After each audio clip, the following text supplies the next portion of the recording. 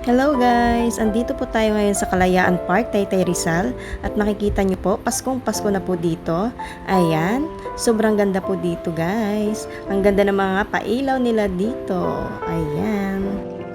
Ito po ang giant Christmas tree nila. Ayan. Makikita sa Christmas tree ang lahat na pwede nyo puntahan sa Taytay. So ayan guys, check nyo na po yan. Lahat yan nandyan.